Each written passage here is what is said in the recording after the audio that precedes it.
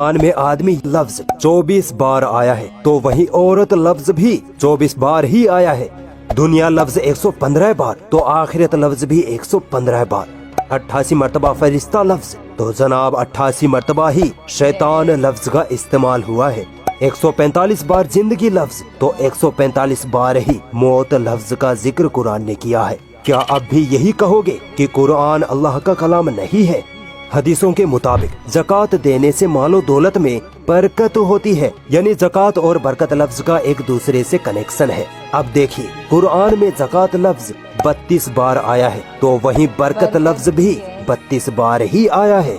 इबलीस, जो सारे शैतानों का सरदार है, कुरान में इबलीस लफ्ज 11 बार आया है। हैरानी की बात है कि कुरान में इबलीस से पनाह मांगने का जिक्र भी 11 बार ही हुआ है। दोस्तों, हम पर जब कोई मुसीबत आती है और जब अल्लाह ताला उस मुसीबत को हम पर से टाल देता है, तो हम अल्लाह का शुक्र अदा करते हैं, है ना। अब देखिए, कुरान में मुसीबत लफ्ज 75 मरतबा आया है, तो शुक्र लफ्ज भी 75 मरतबा ही जिक्र हुआ है। क्या कोई इंसान इतनी बड़ी किताब में इतने अमेजिंग न्यूमेरिकल कैलकुलेशन कर सकता है, वो भी 1400 साल पहले? अगर अब भी कोई डाउट है तो आओ और आगे ले चलता हूँ। एक साल में कितने महीने होते हैं? 12। और 12 महीनों में दिन कितने होते हैं? 365। ठीक है, अब आइए कुरान मजीद की तरफ। कुरान में महीने लफ्ज का जिक्र एग्जैक्ट 12 बार आया है, और दिन लफ्ज का जिक्र एग्जैक्ट 365 बार आया है। जितने महीने उतनी बार जिक्र, जितने दिन उतनी बार जिक्र। अल्लाह की इस गणितीय कुदरत में एक साइंटिफिक फैक्ट भी छुपा है। साइंस कहती है कि ये 12 महीने और महीनों में 365 दिन का होना दरअसल धरती का सूरज के गिर्द चक्कर लगाने से होता है। यानी धरती सूरज का एक चक्कर लगाने में 12 महीने या 365 दिन लेती है। अब गौर करिए कि अल्लाह ने कुरान में महीने लफ्ज का जिक्र 12 बार और दिन लफ्ज का जिक्र एग्जैक्ट 365 बार करके ये बताया है कि पृथ्वी सूरज के चक्कर लगाती है। सुभान अल्लाह। सोचो, अल्लाह ने ये बात 1400 साल पहले ही कुरान में लिख दी थी, जब साइंस का कुछ अता पता भी नहीं था। तो बताओ, तुम अपने रब की किन किन निशानियों को झुठलाओगे? मुझे पता है इनकार करने वाले लोग अब भी यही कहेंगे कि कुरान अल्लाह का कलाम नहीं है। तो चलो, एक और अमेजिंग न्यूमेरिकल मिरेकल आपके सामने रखता हूँ, इसको जरा झुठला के दिखाओ। दोस्तों, कुरान में समुद्र लफ्ज 32 मरतबा आया है और जमीन लफ्ज 13 बार आया है।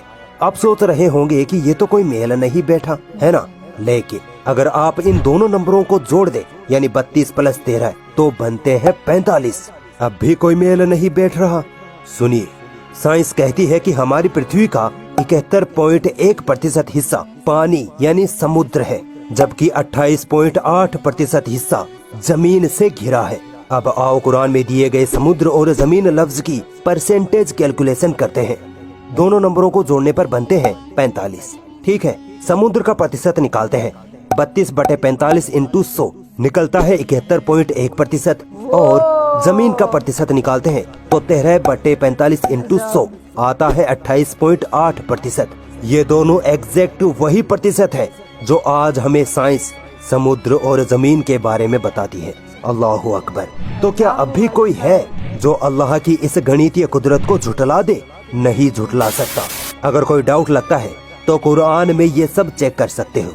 पूरी दुनिया इस कुरान में गलतियां ढूंढने में लगी पड़ी है, मगर आज तक एक जर्रा बराबर भी गलती इस कुरान में नहीं ढूंढ पाई, क्योंकि ये किताब उस वाहदहू ला शरीक की तरफ से है जिसने इस दुनिया को थाम रखा है, जिसने इंसानों, जिन्नों, जानवरों, पहाड़ों, समुद्रों, हवाओं सबको पैदा किया। वही हर शह को कंट्रोल करने वाला है। वही जिसकी तरफ हमें लौट कर जाना है, वही अल्लाह है।